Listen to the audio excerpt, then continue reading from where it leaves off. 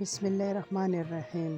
د وخت ادبي خبرونو سره د ګندهارا ټي وي نه زه یم ساره خان. د جولای په شپږمه نیټه کال 2024 د نوي ژوند ادبي کلتوري او فلاحي تنظیم له اړخه په اسلام آباد په NCA هال کې دریم امن ایوارډ دستوره تابع کړی شوه چې پکې د وطن د مختلفو برخو نه په ګڼ شمېر کې شاعرانو، ادیبانو او انځورګرو ته ایوارډونه او میډل ورکړی شول. د پروګرام نظامت د نوي ژوند چیرمن نسیم مندوخیل او د هغه ملګرو ترسره کړو.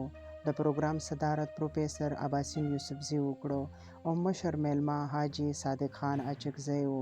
د نورو محترمو سره اقبال حسین افکار ته په کتاب شملې او لوپټې امن میډل ورکړی شو او ساره خان ته په کتاب ادبي جرنیل اقبال حسین افکار شخصیت فن او ادبي خدماتو باندې ایوارډ ورکړی شو.